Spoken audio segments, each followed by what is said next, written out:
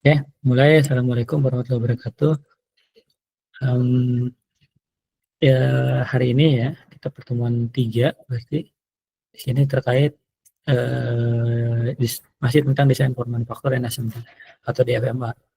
Di sini ada, studi kasus menarik dari, Nicholas, Dewhurst atau dari Boothroyd Dewhurst waktu, presentasinya tahun 2019. Mmm Adapun beliau merupakan, Executive Vice President dari Boothroyd, Dewhurst ya. Nah, jadi dia ini fokusnya ke mechanical engineering dan apply mekanik terkait khususnya terkait dengan DFMA maupun implementasi DFMA pada satu produk ya. Oke, kita lanjut. Nah, menurut beliau, keputusan apa yang akan dilakukan terkait DFMA jika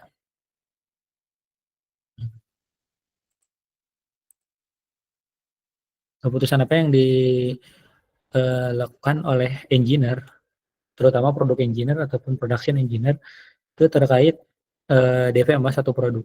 Nah, di sini part and manufacturing level decision atau keputusan pada tingkat atau level komponen maupun, eee, untuk memproduksi keseluruhan, itu tujuan utamanya pasti terkait tentang product costing. Nah, produk yang existing atau produk yang yang sedang, dibuat saat itu atau di mass production saat itu adalah yang bernama, 24 gauge. Itu dengan tebal yaitu 0,61 milimeter thick steel. Nah, di bahannya bahannya steel ya. Thick itu maksudnya ketebalan dari ini. Nah, adapun permasalahan yang diutarakan, jadi tidak harus semuanya itu di DFMA-kan, tapi harus problem statement. Yang pertama adalah, cost is too high. Jadi memang balik lagi yang pernah saya jelaskan bahwa, biaya, yang menjadi kendala utama, dilakukannya DFMA. Salah satunya biayanya itu baik baik biaya terkait dengan manufaktur maupun biaya terkait dengan perancangan atau assembly. Eee, atau adapun biaya yang biasanya tinggi, yaitu terkait dengan, multiple, processes yang dilakukan pada satu komponen itu masih dianggap, redundant gitu ya, atau masih, terlalu banyak proses yang dilalui hanya untuk membuat satu part misalnya. Sehingga makin banyak proses, makin tinggi juga cost-nya. Terus ada juga yang terkait dengan, eee, semakin banyak proses semakin tinggi cost-nya, semakin banyak komponen, part dalam satu, bagian itu juga semakin tinggi juga cost-nya. Dan yang berikutnya adalah terkait dengan, assembly-nya. Makin banyak komponen, makin banyak yang dipasang, makin tinggi cost-nya. Waktunya juga makin lama. Nah, terus selain dari cost, yang dijelaskan adalah terkait corrosion. Corrosion merupakan problem utama. Nah, ini berarti kan kalau kita ngomongin corrosion, itu problem solving-nya pasti, setidaknya ada 2. Yang pertama, pasti pelapisan, terus yang kedua pasti bahannya diganti dengan bahan yang, corrosion resistance-nya lebih tinggi. Terus kemudian yang berikutnya adalah bending stiffness. Bending stiffness itu maksudnya adalah, eee eee, dia kemudahan atau kesulitan terkait tentang bending atau, mau ditekuk gitu ya. Nah, sini disebut critical dan must be maintained, mudah dilakukan perbaikan gitu ya. Nah, ini pain it but, apakah perlu misalnya ya tadi kan ngomongin corrosion, kalau misalnya misalnya perlu dilapisi itu bagaimana dengan tambahan biayanya? Sedangkan di sini kan tujuannya adalah cost-nya terlalu tinggi gitu ya. Jadi jangan sampai tujuannya menurunkan cost malah menambah cost gitu ya, tidak boleh. Terus kemudian dijelaskan juga make, paint crack around the mounting hole. Jadi mungkin kalau misalnya pada saat dilapisi, itu kemungkinan adanya, permukaan, bisa berbentuk crack atau bisa permukaannya, tidak rata pada hole atau mounting hole di bagian dalam atau bagian samping-sampingnya. Sehingga malah tidak menyelesaikan masalah misalnya. Yang tadinya mau corrosion-nya dihilangkan, sekarang malah corrosion-nya menjadi, tetap karena crack atau yang tidak terpainting di bagian sudut-sudut baik di hull ataupun di bagian ujungnya. Bisa saja misalnya dibuat menggunakan stainless, tapi bagaimana dengan cost-nya? Apakah terlalu tinggi atau enggak, ini perlu analisis lebih dalam. Terus bisa saja dibuat dalam material plastik, tapi bagaimana dengan tooling atau komponen yang diperlukan, misalnya mesinnya ada atau enggak. Kalau mesinnya ada, bagaimana dengan mold-nya untuk cetakan ini.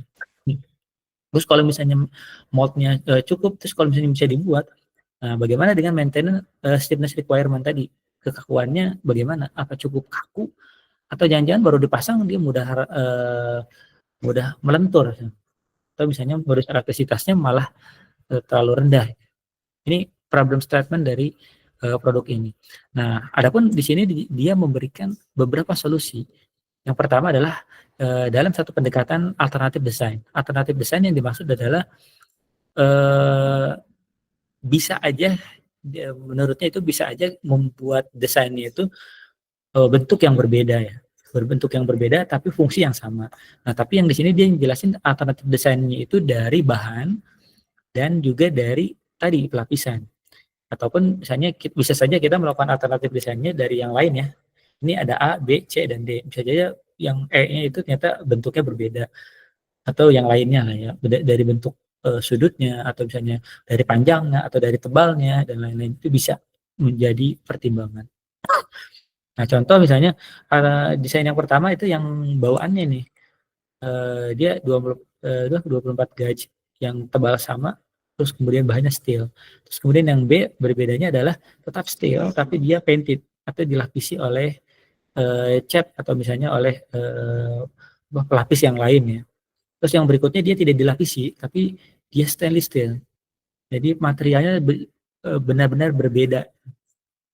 Di sini stainless steel only, tidak ada painted atau tidak ada pelapisan. Terus kemudian ada alternatif yang keempat, yaitu injection molding. Injection molding maksudnya tadi berarti bahannya plastik. Kalau misalnya bahan plastik berarti kan sudah pasti tidak karena karatnya. Nah, di sini dari sini itu dia mulai menurunkan memberikan pilihan pada beberapa cost dan salah satu solusi untuk menghilangkan problem terkait dengan corrosion. Terus padahal di sini cost-nya belum kita definisikan dan bending stiffness-nya juga belum kita definisikan ya. Nah, dari desain ini, desainnya nggak harus 4. Jadi yang saya bilang bisa lebih banyak, misalnya dari dimensi, atau misalnya dari tebal, atau misalnya dari benar-benar desain yang berbeda sama sekali. Nah, terus kemudian alternatif selain desain ada cost alternatif. Yang pertama,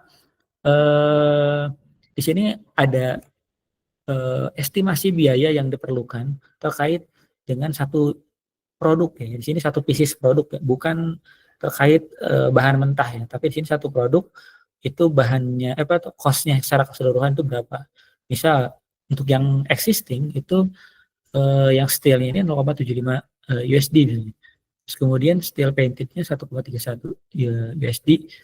Terus kemudian stainless steel tadi semakin biaya semakin tinggi ya 2,42, dan injection molding ini terutama ditambahkan dengan resin misalnya 0,61. Ini lebih sampai biaya saja misalnya lebih murah, tapi kan yang kita bilang tadi kita bukan cuma menurunkan biaya tapi juga menurunkan tingkat korosi dan bending stiffness tadi.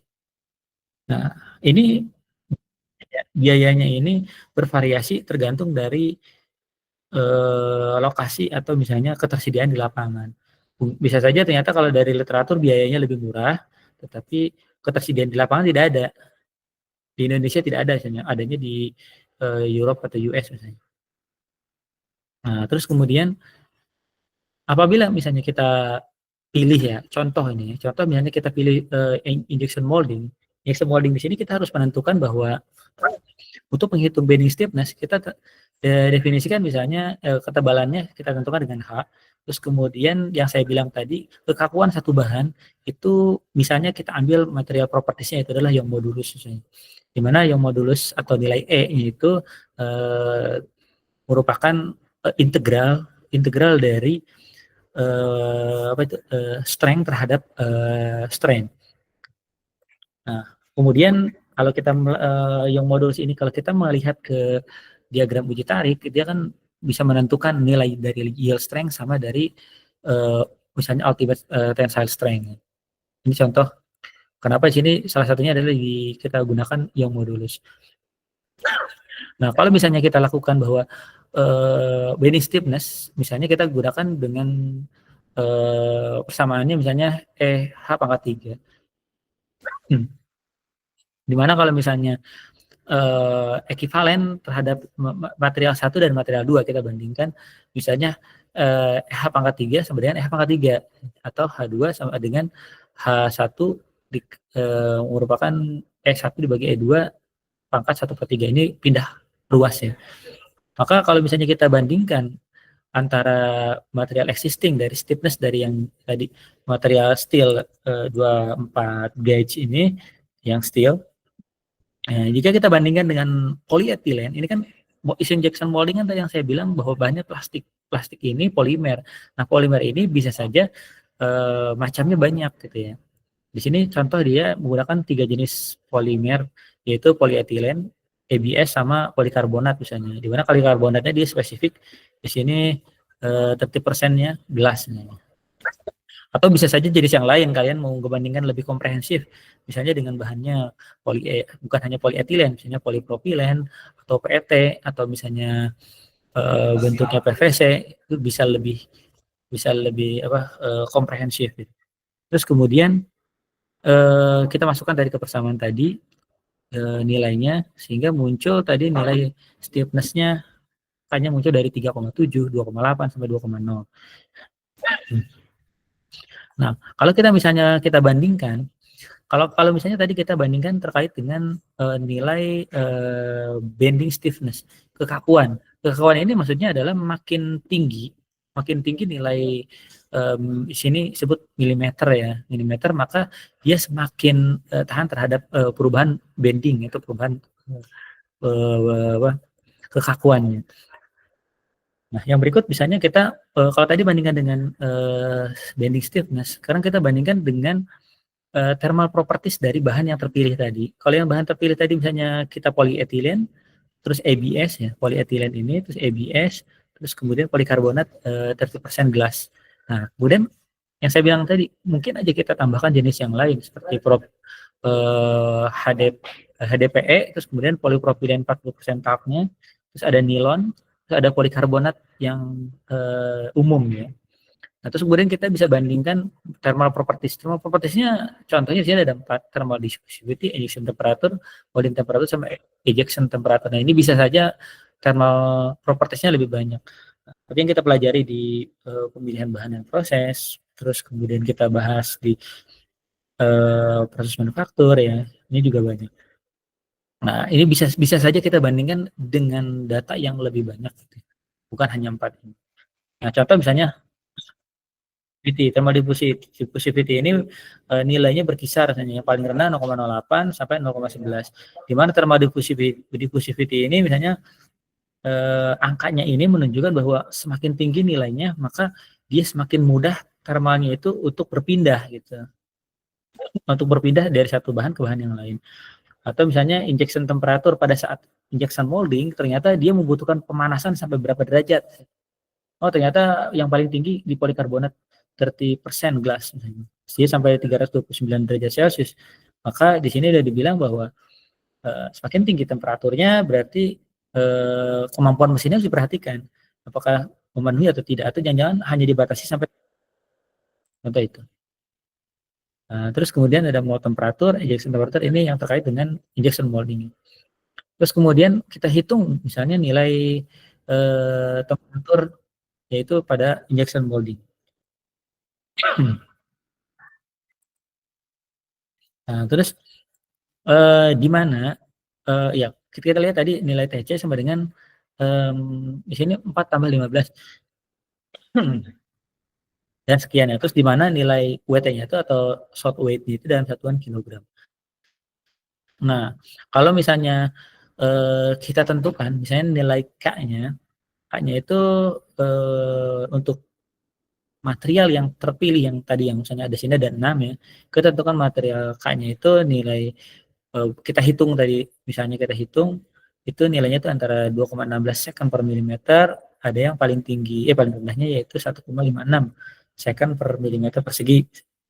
Nah ini menunjukkan bahwa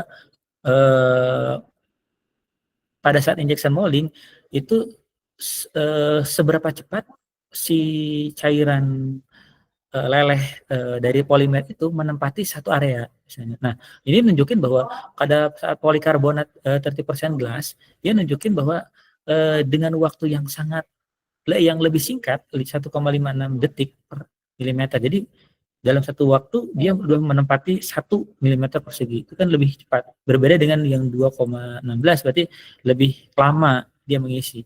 Nah, lebih lamanya ini ada banyak variabel. Walaupun pressure-nya sama ya, walaupun pressure-nya sama ataupun misalnya runner-nya sama, panjang runner-nya sama. Nah, di sini nunjukin makin lamanya itu mungkin saja dari kekakuan dari materialnya pada saat dia di push itu ternyata malah lebih lambat untuk bergerak karena walaupun mencair bergesekan dengan silinder dari injection molding. Nah, contohnya lagi adalah kita bandingkan misalnya tadi yang 0,61 mm tadi yang steel dengan ketebalan tertentu, misalnya polietilen dengan tebal sekian, ternyata butuh cooling time sekian. Nah, ini bisa nunjukin bahwa dengan ketebalan sekian itu membutuhkan cost-nya sekian. Nah, yang saya bilang tadi cost-nya semakin tinggi temperatur maka semakin tinggi energi yang dibutuhkan, semakin tinggi juga pressure yang dihasilkan yang dibutuhkan oleh kompresor untuk mendorong injection molding. Jadi nunjukin bahwa semakin rendah thickness-nya dia semakin rendah thickness pada satu bahan ya, ini walaupun bahannya berbeda itu semakin cost efisiensinya semakin tinggi. Walaupun di sini tidak jadi acuan ya, maksudnya tidak ada acuan thickness-nya itu semakin tipis, tapi bisa aja kualitasnya jadi semakin rendah karena bending stiffness-nya itu lebih rendah. Kenapa? Makanya di sini kriterianya ditunjukin bahwa ekivalen bending stiffness-nya 2. Nah, ini maksudnya adalah jika misalnya kalau ngejar bending stiffness dengan distilnya itu 0,61 mm, nah jika kita ganti dengan polyethylene itu tebalnya itu nggak bisa 0,61 lagi. Kita untuk dengan nilai bending stiffness yang sama itu harus 3,7 ketebalannya. Jadi itu kan bisa 6 kali lipat dari ini ya. Kalau untuk polikarbonat itu 2 mm berarti bisa hampir 3,5 kali lipat dari ketebalan bahan sebelumnya. Jadi bending stiffness-nya terpenuhi, bisa tahan korosi, tapi dia lebih tebal. Permasalahannya kan di sana. Oke, sini sampai paham ya. Oke, terus kemudian sehingga di sini kita membuat dari injection molding saja. Kenapa injection molding dibahas di sini? Karena tadi dari cost yang di awal itu dia memenuhi tadi bending stiffness bisa dikejar, corrosion resistance-nya tinggi atau tidak ada corrosion sama sekali. Terus yang ketiga material cost ataupun production cost-nya paling rendah dibandingkan dengan material existing. Sedangkan material yang tiganya itu kan tadi overprice. Yang duanya overprice, ini yang existing. Itu maksudnya tidak masuk kriteria. Walaupun diturunkan, makanya kita pilih yang injection molding tadi. 0,61 bisa kita turunkan lagi atau bendingnya memenuhi atau tidak. Oke. Nah, sini jika kita pilih, ini bukan berarti warnanya biru ya. Ini menunjukkan bahwa di sini beda bahan ya. Materialnya berbeda. Di sini jika menggunakan 30% dari polikarbonat itu dengan bending stiffness yang sama, maka ketebalannya konsekuensinya itu ketebalannya jadi lebih tinggi. 2. Yang tadi 2,8 untuk ABS, sekarang yang polyethylene untuk PE-nya jadi sangat tebal ya 3,7. Walaupun di sini yang jadi kendala bukan hanya bending stiffness tapi biaya. Ternyata biayanya 0,95, paling dia lebih tebal tapi harga paling murah. Ini 2,0 masih tebal tapi tinggi, sudah pasti tidak terpilih. Nah, sekarang kalau kita bandingkan injection molding terkait tentang cost-nya itu masih tadi ya perbandingan HDPE, ABS ataupun polikarbonat tadi. Ini perbandingan dari nilai total cost-nya. Berarti di sini nunjukin bahwa bending stiffness terhadap biaya gitu ya. Nah, di sini warna-warna yang di sini itu ditunjukin entar di sini bisa di zoom ya. Nah, bisa ini.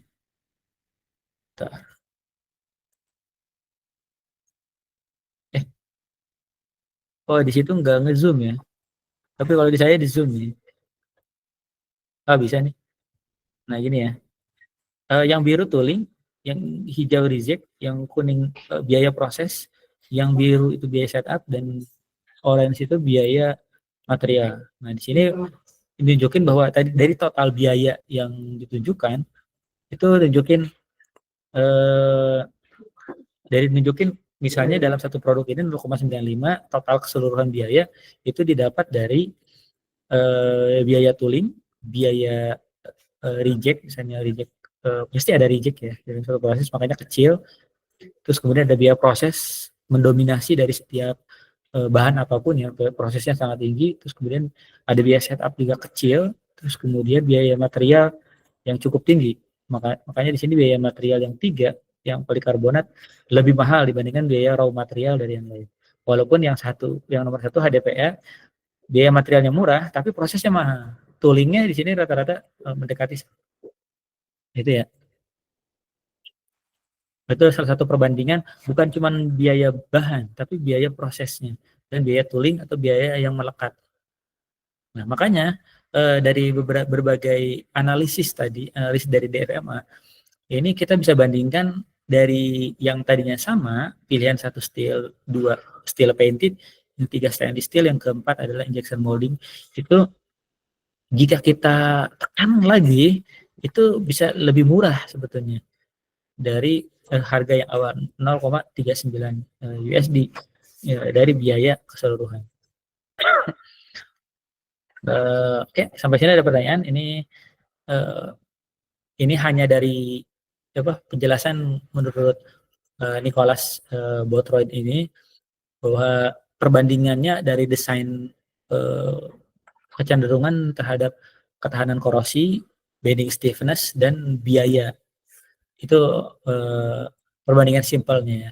Walaupun di sini dia desain hanya perbandingan desain dari material dan apa tadi, pelapisan atau tidak. Masih belum menunjukkan bahwa ini mungkin ada perubahan desain atau tidak pada keseluruhannya sehingga memangkas biaya prosesnya. Karena kalau kita lihat tadi biaya proses sangat tinggi. Ini harusnya bisa kita cost down lagi lebih rendah. Silakan, ada pertanyaan untuk tahap satu ya.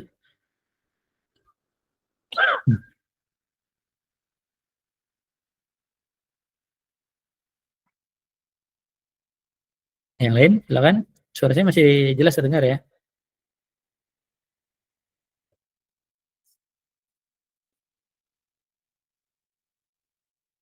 Cek cek, masih jelas ya? Masih ya? Masih terdengar, Pak. Oke. Ada pokok utama dalam penjelasan terkait DFMA, yaitu tiga poin utama penggunaannya. Yang pertama itu fokus terhadap product simplification atau mempermudah bentuk dan mempermudah apapun terkait dengan produk ya. Baik itu di sini approach-nya atau pendekatannya banyak ya. Misalnya simplification-nya dari atau mempermudah itu yang pertama itu dari desain saya bilang tadi. Kalau misalnya desainnya dipermudah, berarti di prosesnya jadi tidak terlalu banyak. Atau misalnya di simplification-nya itu yang kedua dari proses misalnya. Oh ternyata makin sedikit proses yang digunakan, maka makin rendah juga biayanya atau waktunya jadi semakin sedikit. Terus semakin banyak atau semakin sedikit part yang digunakan, berarti makin simpel juga, makin tidak terlalu banyak biaya yang digunakan. Nah, di situ makanya di sini dibilang bahwa potensial for part count. Salah satunya yaitu adalah pengurangan dari jumlah part yang digunakan. Untuknya di sini dijelasin pada saat assembly. Tapi di sini bukan hanya assembly, tapi part yang digunakan pada saat manufaktur juga tetap menimbulkan cost. Baik cost pada saat proses langsung, biaya material maupun biaya gram atau misalnya apa namanya chip ya, gram chip atau scrap yang dihasilkan atau limbah yang dihasilkan. Karena makin banyak yang dipotong, makin banyak juga tools yang digunakan, maka makin banyak komponen yang digunakan, mesin yang digunakan, waktu yang digunakan, berarti SDM yang digunakan. Terus kemudian ada juga yang berikutnya, yaitu product costing. Dimana product costing di sini adalah bukan hanya mempermudah tadi ya jumlah part atau jumlah proses, tapi di sini dia membicarakan bahwa alternatif proses. Jadi proses alternatif apa yang bisa digunakan dengan menekankan cost tapi masih tidak mengubah produk proses ya. Sorry, tidak mengubah kualitas dari prosesnya. Dan di sini material combination. Bisa saja material combination itu bisa menghemat biayanya. Material combination itu maksudnya campuran dari satu atau jenis material atau perubahan dari material secara keseluruhan. Nah, kemudian di sini ada supplier costing. Nah, kalau misalnya masih tidak bisa, ya mau nggak mau, yang terakhir yaitu kita mendenegosiasikan cost yang terkait dengan harga dari supplier. Hanya kalau suppliernya dari Krakatau Steel, ya berarti kita harus bilang bahwa ini untuk produk Krakatau Steelnya untuk produknya untuk mass production untuk seterusnya, harusnya kan bisa lebih ditekankan lagi. Terus kemudian ini ada simple aja ya. Ini sebenarnya buat penjelasan yang terkait dengan teori, materi teori. Nah, sini sebenarnya maksudnya adalah design for assembling ini sebagai design decision tools, atau maksudnya adalah sebagai tools atau alat bantu untuk menentukan keputusan dari desain yang digunakan. Maksudnya adalah kalau DFA tadi kan memikirkan jumlah komponen yang diproduksi, jumlah komponen yang diassembling, terus kemudian jumlah biaya-biaya yang melekat gitu ya. Nah, di sini bahwa nunjukin bahwa decision tools yang digunakan itu DFA itu sebagai salah satunya tadi part count efisiensi. Jadi bukan cuman reduction. Tadi kan reduction ya. Makin sedikit makin bagus ya, belum tentu. Jangan sampai nanti makin sedikit partnya malah semakin sulit untuk dipasang. Malah kekuatannya menjadi semakin rendah. Itu tidak disarankan. Tapi makanya di sini ditekankan kembali bahwa part count efisiensi. Jadi efisien produknya, jumlahnya, prosesnya itu makin bagus. Terus yang berikutnya di sini simply change. Nah, ini maksudnya adalah kalau bisa ya, mungkin jarang sekali misalnya DFA tidak mempengaruhi ke cost. Pasti dia mempengaruhi ke cost. Karena hampir semua produk itu memerlukan proses assembling ya. Walaupun pada saat ini banyak produk kayak furniture ya, itu sudah ngejual bukan dalam bentuk rakitan, tapi dalam bentuk apa namanya DIY gitu ya.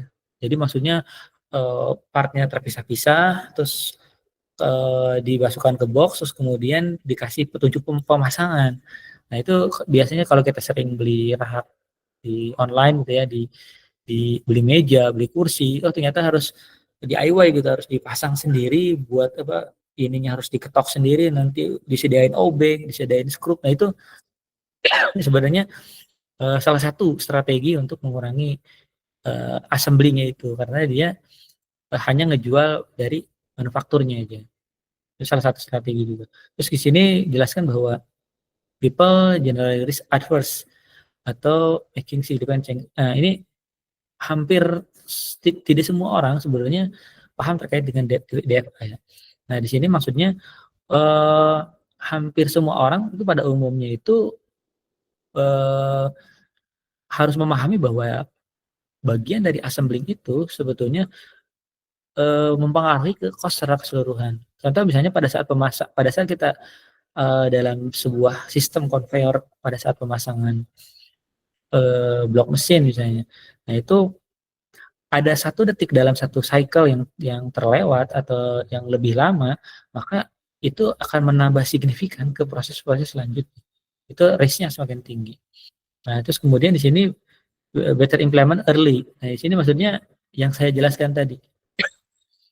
Kalau bisa diimplementasikan lebih awal lebih bagus. Diimplementasikannya apakah diimplementasikan di saat proses awal? Bukan. Maksudnya diimplementasikan sedini mungkin yaitu pada saat desain. Sering saya ulang di kelas bahwa kalau kalian mendesain sesuatu bukan hanya sebatas gambar. Kalau hanya sebatas gambar itu bukan desain. Tapi dalam desain itu kalian harus paham bahwa di dalamnya akan menggunakan bahan apa atau material apa, memproses menggunakan apa, terus kemudian mesinnya apa, misalnya toolsnya apa, ada tadi toleransinya apa, terus kemudian kalian mengetahui bahwa antar part ini akan disambung pakai apa dan itu akan memudahkan atau tidak. Jangan sampai kalian membuat hole terus kemudian kalian membuat pin ternyata yang saya contohkan tadi contohnya tidak ada chamfer misalnya. Nah itu udah pasti. Kalau secara gambar ya masuk akal, masuk pasti ini. Tapi kalau secara manufaktur dan assembling itu akan sulit. Karena kan tidak mungkin dia akan pas masuk.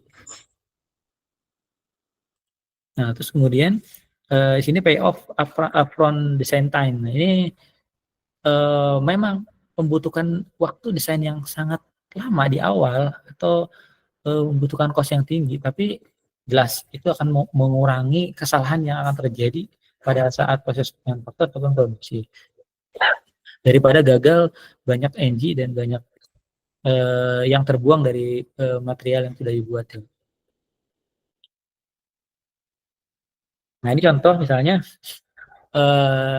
ada satu produk misalnya terbuat misalnya bagian atas ini ada sebuah end plate sheet steel ya, ini cuman bending biasa, terus ada bushing dari plastik, terus kemudian ada 2 buah stand off steel, terus kemudian yang base-nya ini untuk di dasarnya itu ada berbahan aluminium, terus kemudian covernya lagi-lagi menggunakan sheet steel, terus kemudian dia menggunakan 4 buah cover screw, terus end screw ini ada 2, end plate screw ya, terus dia ada motor, terus kemudian motornya ditahan atau dikunci dengan motor screw ada 2, terus kemudian ada bushing lagi 2 di kiri kanan untuk mengunci dari apa ini? Untuk mengunci antara base plate, antara base produk dengan end plate yang bagian atas. Terus kemudian di sini ada sensor untuk cara kerjanya, terus kemudian ada set screw lagi dari bagian samping. Nah, di sini dari sebuah produk ini aja satu jenis komponen ini kita bisa berpikir bahwa dalam konteks DFMA dalam konteks DFMA kita bisa berpikir bahwa proses proses manufaktur apa yang bisa disimplify atau misalnya dari assembling tadi ya, dari assembling akan disimplify. Termasuk salah satunya adalah dari tadi proses selection ataupun material selection. Contoh misalnya di sini tetapi jangan sampai tadi melupakan misalnya karena tadi bentuknya mirip dengan end plate. End plate ini bukan berarti bentuknya yang mirip, tapi di sini lebih dilihat dari fungsi. Apakah fungsinya tadi misalnya bending stiffness-nya nilainya berapa? Atau bukan hanya bending stiffness, misalnya ternyata pada saat motornya berputar dia menghasilkan thermal misalnya. Nah, thermal di sini akan mengekspos bagian plate dan base-nya misalnya. Nah, ini jangan sampai dia terjadi perubahan bentuk misalnya karena melting point atau misalnya thermal maupun itu thermal conductivity, thermal diffusivity itu yang cukup rendah sehingga mempengaruhi dari bentuk dan properti dari komponen yang lain. Makanya perlu kita hitung. Sama seperti di teori atau perkuliahan di material selection nih. Di sini sama. Kita tidak bisa membuat atau kita tidak bisa menganalisis DFMA secara keseluruhan. Tetapi keseluruhan ini ditampilkan untuk menunjukkan bagaimana proses dari satu komponen terhadap komponen lain dalam satu sistem mekanisme. Contoh misalnya ini terlalu end plate screw-nya kenapa harus 2 gitu? Kenapa enggak satu aja misalnya di tengah tapi dibuat dia lebih panjang misalnya. Atau misalnya kenapa cover screw-nya ada 4 titik di ujung-ujung dan di tengah 2 misalnya. Kenapa kita tidak kunci aja dari satu gitu. Itu kan pengurangan dari jumlah quantity ataupun pengurangan dari jumlahnya saja udah mengurangi DFM dan DFA ya. Atau kita mengurangi dari jumlah bahan, dari bentuknya, desain, bisa kita eksplor.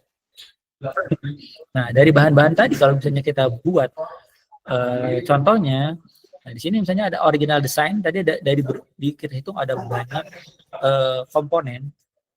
Ada banyak komponen di mana ada komponen minimum yang harus ada, terus kemudian ada komponen untuk handling dan insertnya. Nah, terus kemudian nanti akan bisa dibuat juga DFA redesign 1, redesign 2, redesign 3 atau sesuai kebutuhan ya.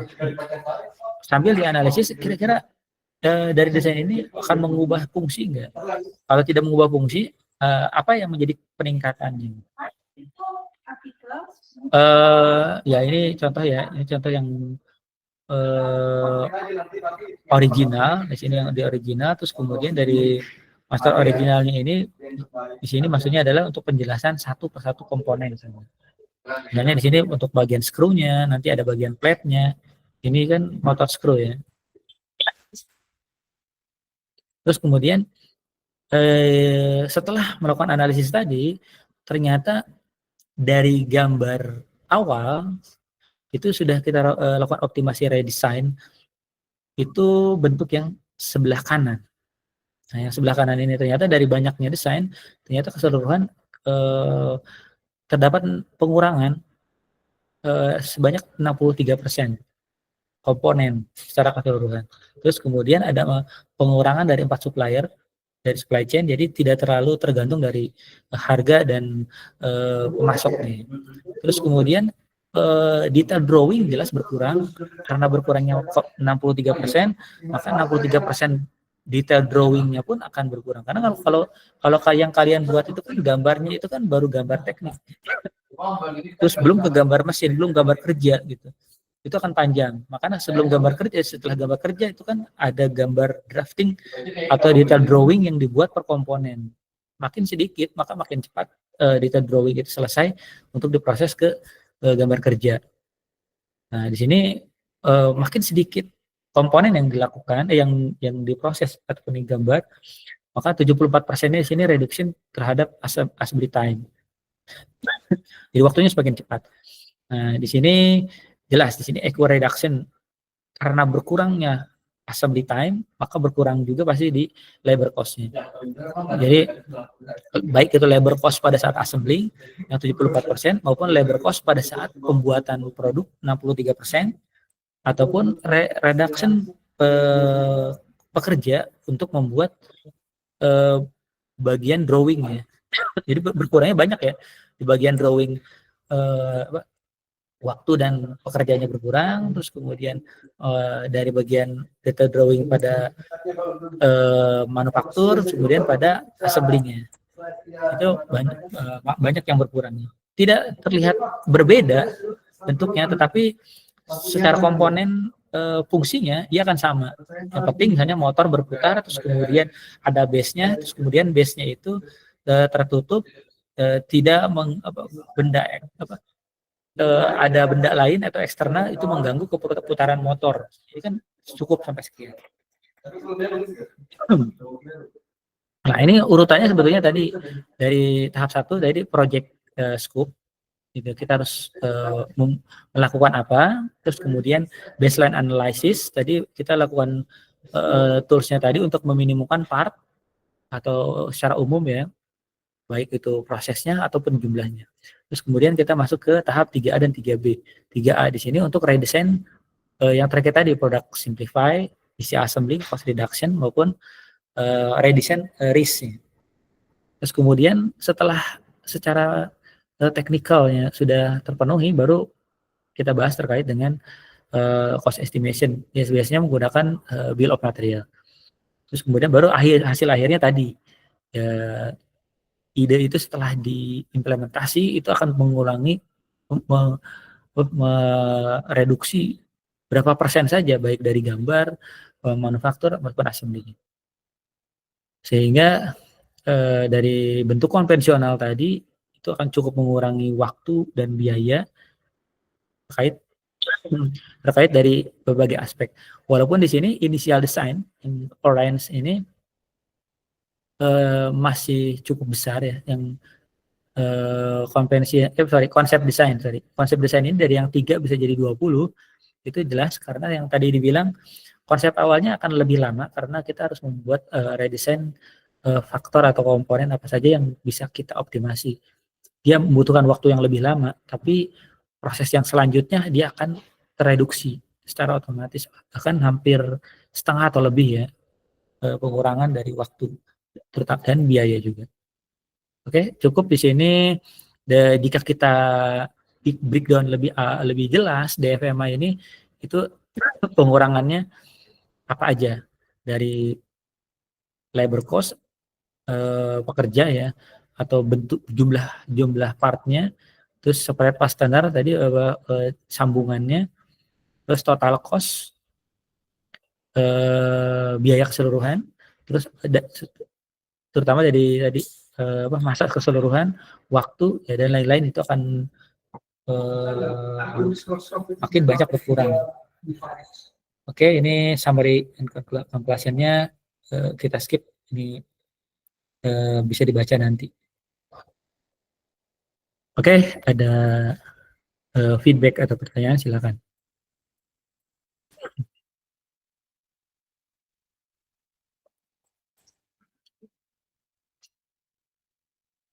Mungkin bisa raise hand ya.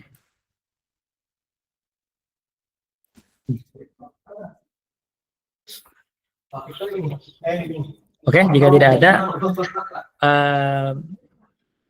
ya saya stop share.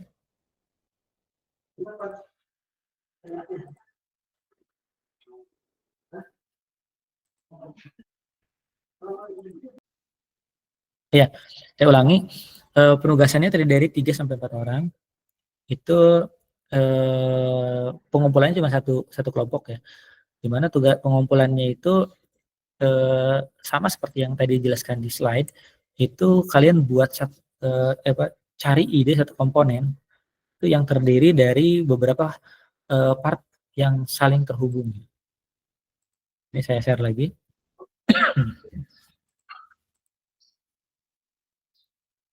Nah, ini contoh ya. Misalnya kalian ada satu produk, terus kemudian kalian breakdown satu produknya itu terdiri dari beberapa komponen, termasuk fastener atau screw atau pengikat yang lainnya. Terus kalian pahami cara kerja dari produk itu, terus kemudian baru kalian lakukan redesign. Redesign-nya itu mengacu pada gambar sebelumnya. Nah, dari gambar yang sebelumnya itu kalian ternyata melakukan DFMA itu kurang lebih yang tadi yang sudah dilakukan. Misalnya kalian perubahan dari gambar desain, perubahan dari part reduction ya, jadi semakin sedikit, terus kemudian pemasangan jadi lebih cepat. Terus kalau misalnya bisa saja penambahannya itu dari proses manufakturnya. Kalau proses manufaktur kalian kan sudah di Mastercam ya. Di Mastercam sudah kalian coba beberapa contoh, misalnya pada saat kalian ngebuat drill pada pembuatan end plate misalnya, itu kan udah ketahuan itu kalian membuat 3 lubang, itu kalian buat pakai drill CNC, itu ketahuan berapa cycle time-nya kan ya, udah ketahuan. Itu bisa kalian salah satu estimasi untuk waktu prosesnya. Kalau membuat ini juga sama, base mesin aluminium, ya itu bisa kalian misalnya tambahkan dengan Mastercam. Setelah kalian buat di CAD, kemudian di CAM untuk prosesnya. Nah, untuk dimensi, kalian cari produk tadi, kemudian kalian gambar ulang, atau misalnya sudah ada di pasaran, atau misalnya kalian dapat dari GrabCAD, nggak masalah, diambil mentahannya, terus kemudian kalian nanti akan redesign. Nah, redesign-nya ini oh ya, kalau kalian ngambil dari GrabCAD pastikan gambarnya ada penyesuaian dari dimensi ya, misalnya. Misalnya kalau di GrabCAD itu dimensinya di diameter 15 misalnya. Kalian harus sesuaikan, jangan sampai mirip dengan itu. Takutnya nanti malah kena copyright misalnya. Atau misalnya ada yang protes itu ya. Pastikan nanti kalian buat beda sendiri baik dari dimensi, material maupun warna atau bentuk gitu ya. Nanti setelah itu baru kalian redesign. Redesign untuk melakukan DFMA. DFMA-nya di aspeknya apa aja tadi yang sudah dipelajari, baik itu dari part reduction ataupun misalnya dari proses optimization ataupun misalnya dari material optimization. Nah, terutama yang tadi terkait dengan apa dari sini. Nah, termasuk terkait dengan efisiensi. Jadi bukan reduction yang dilihat, tapi dilihat dari maksimum efisiensi. Dari gambar yang awal, tadi sudah dijelaskan, menjadi gambar yang sini dengan fungsi yang sama. Nah, kalian sambil jelaskan nanti. Seperti itu. Oke. Tugasnya hanya, kelompoknya ini hanya sampai sebatas analisis saja. Analisis sampai hasil ini. Nanti ini saya share slide-nya. Sampai kalian analisis di sini, kalian mau nge-breakdown ke beberapa estimasi berapa persen, ngikutin boleh ya. Memang disarankannya harus mengikuti ini. Komponennya tadi yang saya bilang bisa dari online, GrabCAD, atau website lain, atau kalian punya produk lain yang mau digambar ulang. Tolong diperhatikan bahwa filenya, komponennya atau produknya jangan terlalu simpel. Nah, ini kan cukup kompleks ya. Yang terlalu simpel misalnya kalian komponennya misalnya piston sama piston ring misalnya cuma 2 aja, atau misalnya piston ring seal, itu kan simple gitu ya. Nah, di sini yang kita lihat adalah proses gambar yang tadinya kompleks menjadi simplify. Ini hanya sampai hasil aja ya. Hasilnya kalian kumpulkan itu yang dalam bentuk reporting aja, reporting seperti ini bentuknya, mau presentasi, mau bentuknya PPT atau PDF boleh, atau dan plusnya dan selanjutnya selain bukan hanya reporting tapi kalian harus mengumpulkan gambarnya. Disarankan menggunakan SolidWorks karena di sini tidak ada analisisnya, dia hanya kita main CAD aja di sini, cukup mudah. Jadi nanti setelah gambar CAD original atau master original yang kita namakan tadi original design, terus kalian ada juga terkait gambar DFM atau DFA redesign. Redesign boleh 1, 2, atau 3 silakan, tapi minimal ada 1 yang paling optimal gitu ya. Ada pertanyaan terkait tentang ini?